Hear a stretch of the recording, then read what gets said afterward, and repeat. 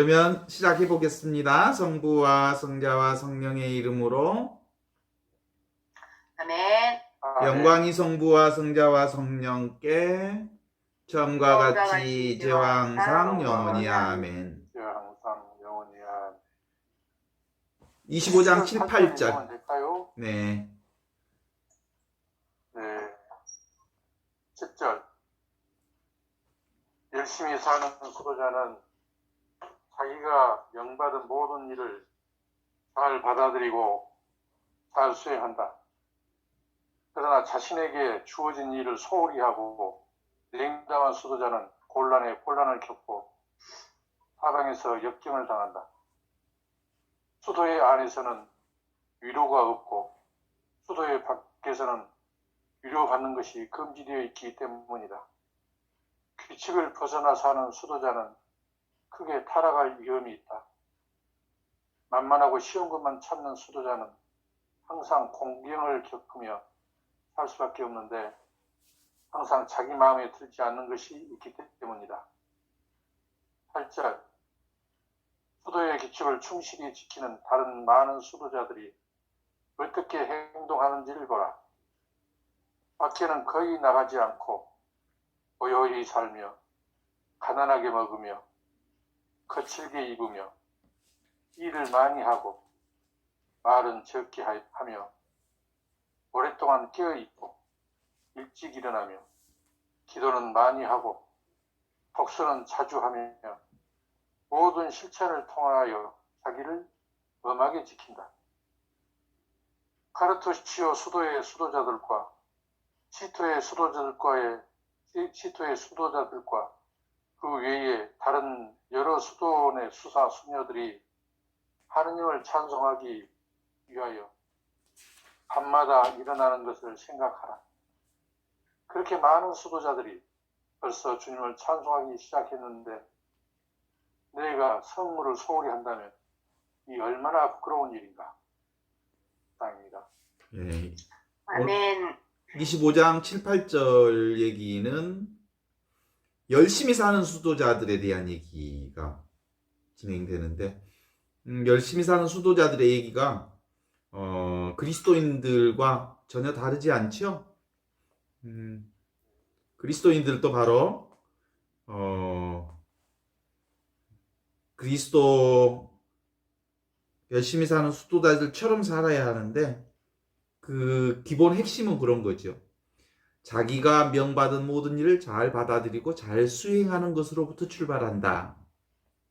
그래서 수도자들의 출발점이 수용하는 것, 받아들이는 것, 이미 주어진 것에 대해서 잘 받아들이고 수용하는 것. 이거 신앙의 핵심이라는 거예요. 그래서 수도자의 숫자를 닦을 숫자를 쓰지 않고 어떤 사람은 받을 숫자를 써서 수도자라고 한데 뭘 받아들여? 하느님의 축복과 은혜를 받아들이고 이미 주어진 하느님의 사랑을 받아들이고 그래서 그것에 감사하고 감동하고 감격해하고 찬양하고 찬미하는 사람들, 이들이 사실은 알고 보면 참된 의미의 수도자다라고 보는 방식이지요. 그러니까 수도자라고 하는 분들 그리고 그리스도인들이라고 하는 게 무엇을 닦는 사람이 아니에요. 수도자처럼 뭘 닦는 사람이 이미 주어진 것, 이미 주어진 하느님 나라를 감사하는 것, 하느님의 은혜와 축복을 받아들이고 수용하는 것, 하느님의 사랑을 받아들이고 수용하고 찬양하는 일이 그리스도인들의 핵심. 그게 바로 현존 영성의 핵심이고 그리스도인들의 핵심이죠.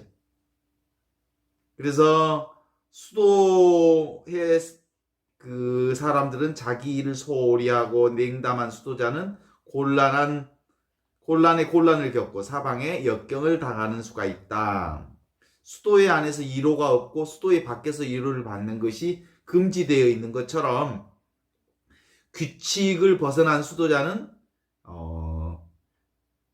곁길로 빠질 위험이 있다. 그래서 수도자가 매일 만만한 일만 찾고 쉬운 일만 찾고 자기가 하고 싶어 하는 일만 하고 그래가지고는 수도자가 될 수 없는 거죠. 어떤 일이든 내게 주어진 일을 잘 수용하고 받아들이는 일. 이게 바로 수도자의 자세인 것처럼 우리에게 주어진 삶의 모든 것들을 잘 수용하고 받아들이는 것. 수도자들의 그 세 가지 덕이 있잖아요. 가난과 순명과 그리고 순결이라고 하는 동정이라고 하는 이 세 가지 덕. 이 덕이 무엇을 위한 가난인 줄 아시죠? 하느님의 뜻을 잘 받아들이기 위해서 내가 내 뜻을 내려놓는 것이 가난인 거예요, 사실은. 가난이라고 하는 것은 구체적으로 자기 욕심대로, 자기 뜻대로 사는 것이 아닌 거죠. 그래서 늘 영적인 가난을 얘기하는 거죠. 그 다음에 순명도 그 장상의 뜻을 잘 받들고 장상을 통해서 주어지는 하느님의 뜻을 받아들이고 수용하는 일들이죠.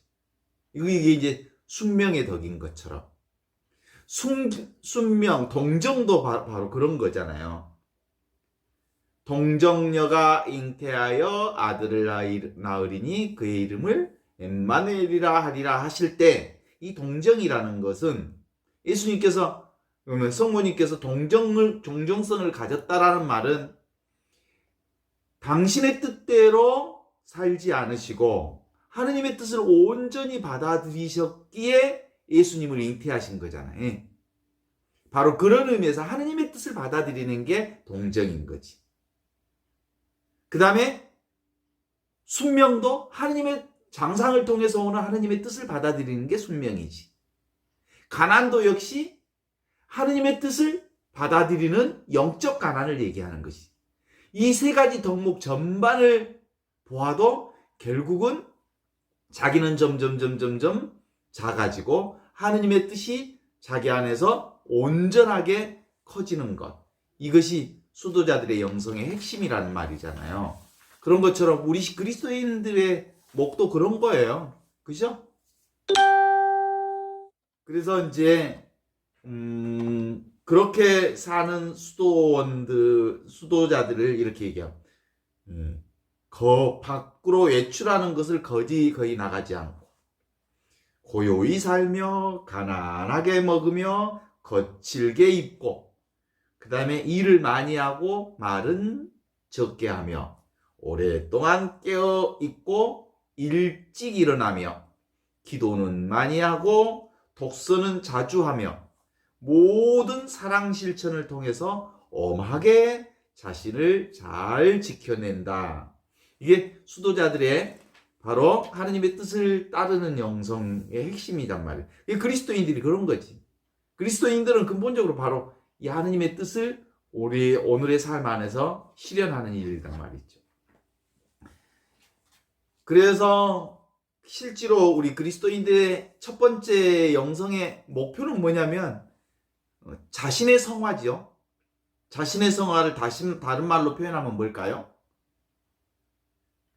하늘에 계신 내 아버지께서 완전하신 것처럼 너희도 완전한 사람이 되어라 라고 하는 마태복음 5장 48절에 말씀하신 그 분부대로 자신의 완성을 위해 영적 완덕의 삶을 살아가는 건데 우리 인간이 어떻게 완덕에 이를 수 있겠어요? 우리 인간은 죽었다 깨나 완덕한 삶을 산다기보다는 하느님의 뜻을 받아들이는 순간 우리는 이미 완덕을 사는 거죠. 하느님의 주어진 은총을 받아들일 때 이미 우리는 완덕의 삶으로 사는 거예요. 동의하십니까? 나는 포도나무요, 너희는 가지다. 가지가 나무에 붙어 있지 않으면 말라 비틀어져서 죽고, 가지가 포도나무 가지가 붙어 있으면 바로 포도나무 가지가 포도나무가 되는 거죠. 그렇잖아요? 우리 그리스도인의 영성이라는 게 바로 그래요. 이미 우리는 하느님인 거예요. 누구에게 붙어 있으니까? 하느님께 붙어 있으니까. 이게 바로 현존 영성의 핵심이에요. 지금 바로 이 생명이야말로 하느님께 붙어 있는 생명으로서 영원한 생명을 간직하고 사는 거죠. 더 나아가서 두 번째로 그리스도인들의 영성은, 현존 영성은 하느님의 진리를 증거하는 생활이어야 하는데, 하느님의 진리를 증거한다는 말은 뭐예요? 말로서 증거한다는 말이 아니고 삶으로 증거한다는 말이잖아요. 삶으로 하느님을 증거한다는 말은 다른 말로 지금 바로 이것, 현존하시는 그분과 함께 사는 일, 이것이 바로 하느님을 증거하는 일이에요. 그래서 과거도 늘 하느님, 지금 바로 이것, 현존하신 그분과 함께 살았고, 그리고 지금도 미래도 이 하느님의 현존 가운데 살 거란 말이죠. 그래서 우리는 이 하느님의 현존을 벗어난 적도 없고, 또 떠난 적도 없고, 벗어날 수도 없고, 떠날 수도 없는 사람들인 줄 알아요. 우리는 온전히 하느님의 은총 가운데 사는 거예요, 사실은. 살아있다는 사실 자체가 은총이요, 축복이요, 은혜의 바다 가운데서 붕덩 헤엄치고 사는 거지. 하느님의 사랑은 공기처럼 늘 우리 함께 계시니까. 그런데 이 분별의식 때문에 영원한 것이 아닌 일어났다 사라지는 경계에 떨어지고 눈에 보이는 것에 집착하게 되는 거지. 우리는 이미 하느님 안에 지금 바로 이것을 근거로 해서 여기서부터 출발해서 이것 안에서 살고 이것과 함께 살고 이것을 통해서 이 하느님의 사랑을 통해서 살고 있음에도 불구하고 끊임없이 우리는 어디 쪽에 눈에 보이는 일어났다 사라지는 허망하고 무상하고 환상적이고 그림자 같은 그것에 끄달리며 사는 것들이 보통 우리의 인생사가 아닌가. 그렇죠.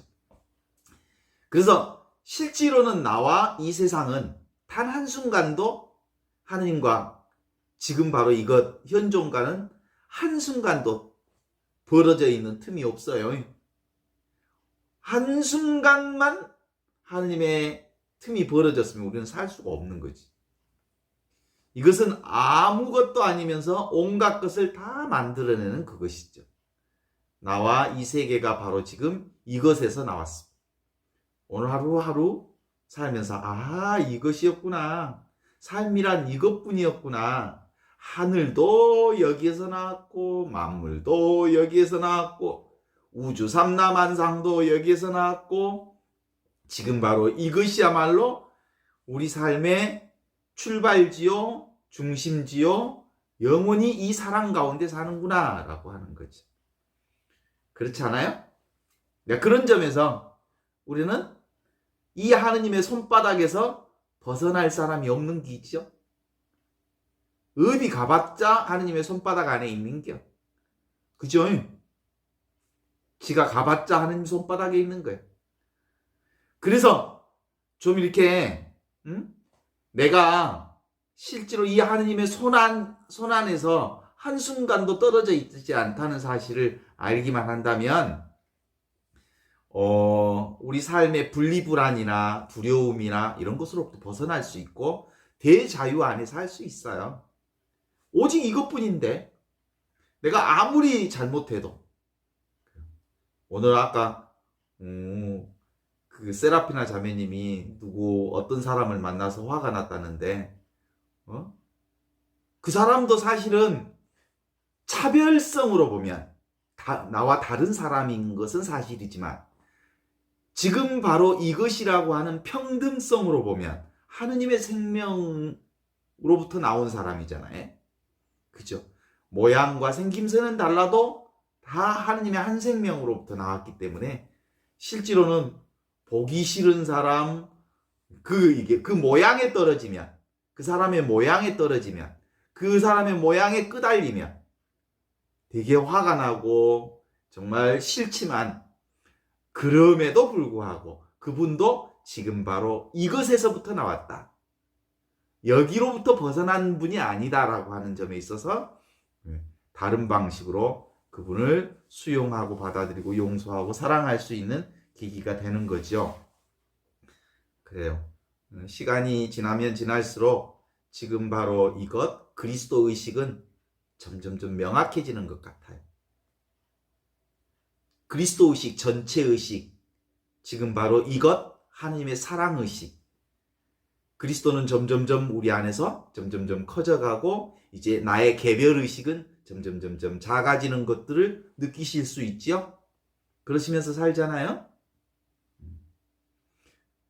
그래서 삶이 곧 진리다. 지금 바로 이것 직접적인 경험, 생각, 감정, 그리고 보고 듣고 말하고 인식하고 느끼는 이 오감, 이 모든 게 다 여기서부터 나왔다고 하는 사실을 알게 된다면 실제로 어떤 상황에서든 그분 안에서 대자유를 누릴 수 있을 거다 이렇게 말씀드릴 수 있죠. 죽음에서 부활하신 예수 그리스도, 바로 그리스도의 이 현존 영성을 우리에게 선포하러 오신 분이시죠. 그런데 이 하느님 나라는 어린아이 수준에서 보면 주로 우리가 유치원 때 주일학교 때 배웠던 것은 착한 일을 하면, 선한 일을 하면, 선행을 하면 죽어서 천당 간다라는 말이 어린아이들 수준에서는 틀린 말이 아니에요. 그런데 우리는 이제 성숙한 신앙인으로 살고 있다면 시간이 크게 두 가지가 있다고 그랬잖아요. 하나는 연대기적 시간, 크로노스적 시간, 과거와 현재와 미래가 있는 시간으로 보면 그래 맞아. 선행을 하면 죽어서 천국 갈 수 있어. 이게 이 말이 맞는 얘기지만 지금 우리는 그런 크로노스적 시간이 아니고 신앙의 시간, 카이로스적 시간, 순간순간 우리 구체적인 역사 안에 개입하시는 하느님의 시간을 믿는 사람들이잖아요. 이게 바로 카이로스적 시간, 신앙의 시간을 믿는다면 지금 바로 이것, 이 순간순간 하느님 함께 살고 있기 때문에 이미 천국을 살고 있다라고 볼 수 있는 거죠. 그러니까 착한 일 많이 하고 선행을 많이 해서 천국 간다는 말은 틀린 말은 아니지만 초등학교적 신앙을 가진 사람에게는 맞는 말이지만 이제는 현존 영성을 배우는 사람, 그리스도의 영성을 배우는 사람, 그리스도의 순수 의식을 읽을 줄 아는 사람에게 있어서는 선행해서 천국 간다는 말은 유아기적 신앙이다 이렇게 볼 수 있지 않겠습니까? 그렇죠? 현존하는 사람, 그게 바로 지금 이 순간 천국을 살고 있다. 동의하시지요? 그래서 기본적으로 우리 지금 바로 이것은 직접적 경험이에요. 직접적 경험, 의식 그 자체가 하느님 나라를 살고 있는 거죠. 내가 보는 이것, 듣는 이것, 그리고 생각하는 이것, 순간순간 찰나찰나 모든 것이 다 여기서부터 일어나는 거죠. 가끔 이제 제가 이제 서울 성모병원에 정기검진이나 뭐 이렇게 병원에 갈 때 고속버스 타고 자주 가는데 사실은 내가 고속버스를 타고 성모병원을 가면서도 현존 영성으로 보면 지금 바로 이것을 타고 가는 거야. 하느님 타고 가는 거지. 현존을 타고 가는 거지. 그죠? 내가 자동차를 몰고 어디를 간다 해도 자동차가 내 몸을 싣고 가는 게 아니고 사실은 지금 바로 이것 살아계신 하느님이 나를 데리고 가는 거죠. 하느님으로부터 나는 이 현존으로부터 한순간도 벗어날 수 없으니까. 그러니까 내가 무슨 일을 하든 사람을 만나든 무엇을 하든 노래를 하든 일을 하든 그분이 나를 인도하시고 싣고 다니는 거죠. 동의하십니까? 그래서 여러분 어디서 오셨어요? 그럼 나는 지금 바로 이것 하느님의 현존에서 왔습니다. 이렇게 말하면 훨씬 더 근원적 정답이 될 수 있죠. 그래요. 우리의 과거의 경험도 여기서 왔습니다. 지금 바로 이것. 그리고 우리가 아무리 아름다운 세계 여행 그리고 무슨 그 성지순례를 간다고 해도 지금 바로 이것을 떠나지 못해요. 지금 바로 이것이 성지순례를 하는 거예요. 그러니까 어디를 가도 지금 바로 이것을 떠날 수가 없어요. 하느님을 떠날 수. 요즘에 이제 인지심리학을 얘기할 때도 보통 그러잖아요. 인지심리학이 그 하나의 어떤 것을 알면 다른 것들을 이렇게 알게 되는 것을 얘기하는 그런 걸 요즘에는 이제 AI 시대에 인터넷 시대에서는 알고리즘이라고 그러는데 봐요. 요즘에 보통 동영상 어떤 거 하나 딱 클릭해 놓으면 그 동영상에 유사한 동영상들이 막 내가 저런 동영상 좋아하나 봐 그러면서 그 유사한 동영상들을 몽땅 나한테 데리고 오잖아. 그죠? 그런 거 비슷한 거예요. 이제 지금 바로 이것에 어떤 것을 탁 여기서 치고 들어오면 다른 그와 유사한 것들이 여기를 통해서 드러나게도 되죠. 지금 바로 이것은 직접적 경험이면서 그래서 우리 삶의 진리요 여기서부터 찰나찰나 하늘과 땅과 모든 것이 여기서 다 나타나는 것입니다. 순간순간 여기로부터 드러나는 것이어서 실제로 이것은 아무것도 보이지 않으면서 모든 것을 행하는 공의 자리이기도 하지요. 텅 빈 자리이기도 하지요. 그런데 모든 것을 알아차리고 모든 것을 만들어내는 충만한 자리이기도 하지요. 이게 이중성이 다 갖추고 있어요. 아무것도 아닌데 텅 비어있는 허공과 같은 이것이 사실은 모든 것을 다 가지고 있는 충만한 자리다. 이런 거죠. 바로 지금 바로 이 현존은 그래서 공갈빵과 같은 것 아닐까? 이런 생각을 해보기도 하는데 그래서 여기로부터 모든 작용이 일어나는 곳이란 말이에요. 그래도 이제 실제로 이렇게 이제 현존을 얘기하면서도 우리의 삶은 어떻게 시작이 되냐면 나 중심의 삶을 제거할 수가 없어요. 그 에고의 안전, 에고의 행복, 에고의 영원한 죽지 않는 존재감. 에고는 끊임없이 이쁘고 좋고 편하고 그리고 아름다운 것들을 추구하고 싶어하는 이것. 그리고 이득만을 구하고 싶고 그래서 늘 축복만을 구하고 싶은 이 에고.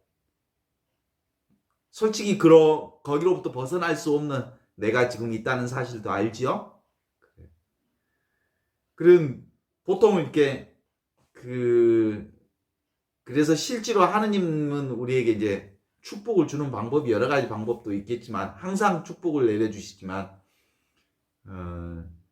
쓰리 쿠션 축복 방법으로 이제 우리에게 축복을 내려준다고 그러잖아요. 쓰리 쿠션 축복 방법 알아요? 하느님이 주시는 내가 다니엘라를 축복하면 내가 다니엘라 씨를 축복한 그 축복이 어디로 올라가? 하늘로 올라가 가지고 나에게로 내려와. 내가 요한나 씨를 축복하면 내가 축복한 요한나 씨의 축복이 하늘로 올라가서 나에게 내려와. 결국 이제 그게 이제 쓰리 쿠션 축복이라고 제가 이제 이름을 붙여본 건데 실제로는 내가 다른 이를 축복하면 그 축복이 다시 나에게 돌아오는 거죠. 동의하십니까? 하느님은 늘 그렇게. 왜냐하면 내가 다니엘라 씨나 안드레아 씨나 다른 분들이 다른 내가 아니고 하느님의 현존들이잖아요. 하느님의 또 다른 현존들이어서 그들을 축복하면 곧 내가 축복받는다 라고 말할 수 있던 거죠. 그래서 나를 이롭게 하는 것은 또 남을 이롭게 하는 것을 통해서 나를 이롭게 할 수 있다라고 하는 사실들을 우리가 보게 될 수 있으면 좋겠다 싶어요. 늘 지금 바로 이 순간 일어나는 것 이게 바로 하느님 나라예요. 무엇이 일어나 보냐 하면 이렇게 생각해 보면 늘 우리는 하느님의 손바닥으로부터 벗어난 적이 없으니까 자기소개서를 쓴다고 해도 보통 자기 이름 쓰고 사진도 붙이고 뭐 어렸을 때 경험도 쓰고 그리고 수많은 여러 가지 사건 상황을 쓰면서 자신을 소개하지만 그런 것들은 사실은 경계잖아요. 눈에 보이는 것들. 이거 다 빼고 나면 아무것도 없어요. 그죠? 실제로 나는 뭐냐면 지금 바로 이것뿐이에요. 나의 사진도 사실은 그냥 이미지일 뿐이고 내 이름도 사실은 나의 꼬리표일 뿐이고 나의 과거의 경험도 사실은 하나의 파편일 뿐이죠. 그런 건 내가 아니에요. 과거의 경험이나 과거의 사진이나 과거의 나의 경력이나 이런 건 내가 아니에요. 내가 무슨 30여 년 가까이 뭐 본당 신부도 하고 뭣도 하고 이런 거 다 아무것도 아니에요. 그거 경력 지금 바로 이것만 진실한 나지. 이것만 정직한 나지. 그죠? 여기서부터 과거를 회상해서 그것들을 하나둘씩 파편으로 인식할 수는 있지만 그 자체는 내가 아니라는 거죠. 바로 그러니까 이것은 뭐예요? 의식하는 그것, 직접 경험하는 이것, 보고 듣고 말하고 느끼고 하는 이것, 이것이 나다. 이렇게 생각할 수 있어요. 근데 내가 있으면 동시에 뭐가 있어요? 나 아닌 것들과 동시에 드러나요. 그러니까 눈에 보이는 것들이 다 나와 동시에 드러나요. 따라서 눈에 보이는 모든 것들은 다 나예요. 눈에 보이는 사람이고 사건이고 어떤 것이든 나와 동시에 드러나지 않는 건 아무것도 없거든요. 그렇죠? 그래서 지금 바로 이것은 근본적으로 나이면서 동시에 모든 것이죠. 그래서 진리가 뭐냐 이렇게 묻는다면 진리가 뭐냐라고 묻는 그것이 진리다. 이렇게 얘기할 수 있는 거지. 지금 바로 이것은 눈앞의 시공간을 얘기하는 게 아니에요. 그래서 이건 늘 딱 붙어있는 보고 듣고 느끼고 아는 직접적 경험, 빈틈없이 움직이는 이것이 나다라고 보면 우리는 아주 간단하게 이것을 우리 경험하면서 살 수 있는 거지. 이제는 좀 오랫동안 지금 얘기해 보았기 때문에 이제는 조금씩 그게 몸으로 와닿기 시작할 거예요. 이건 이해 방식은 아니니까 그렇구나. 그러면서 이제 내가 굳이 지금 바로 이거라고 말하지 않아도 느끼지 않아도 이미 그것 안에 살고 있음을 알아요.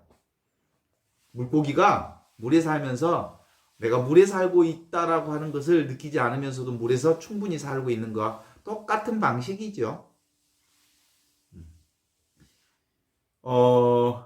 그래서 항상 이것, 진짜 살아있는 이것, 뭐라고 얘기할 수 없는 이것, 그리고 이 컵을 질감을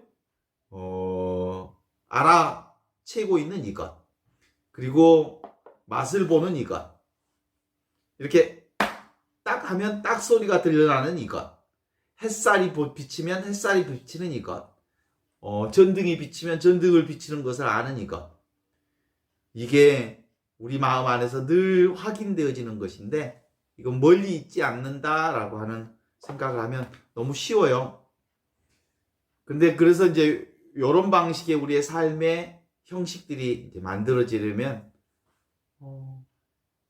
쉬면 되는 건데 이걸 억지로 이것을 찾는다고 해서 되는 일이 아니니까 일부러 그것에 대해서 안달할 필요 없어요. 어느 순간에 나도 모르게 그런 거구나 라고 하는 것에 이렇게 오게 되는 뜻이 있으니까 그것을 서두를 이유는 아니에요. 찾으면 도망가 버리니까. 왜냐하면 찾을 수 있는 대상이 아니거든요. 찾을 수 있는 대상이라면 열심히 공부하면 찾을 수 있겠죠. 근데 지금 바로 이것은 찾을 수 있는 대상이 아니고 이미 있는 이것이기 때문에 가만히 있으면 이거구나 라고 하는 것을 알게 되죠. 그래서 가끔은 이렇게 하느님을 직접 만나보고 싶어하는 욕구가 생기면 오히려 훨씬 더 답답해져요. 그리고 만나 뵙지 못하는 것에 대한 허전함들이 생겨요. 왜냐하면 하느님은 대상이 아닌데 자꾸 대상인 것처럼 생각하고 찾고 구하고 하는 것 때문에 점점점 답답해지는 거지. 포기해버려야 돼. 나는 하느님 만나기를 포기할란다. 그러는 순간 이게 하느님이구나. 이게 나와 함께 계셨구나 라는 걸 알게 되는 거예요. 그래서 이건 틈이 없어요. 우리 존재하고 틈이 없어요.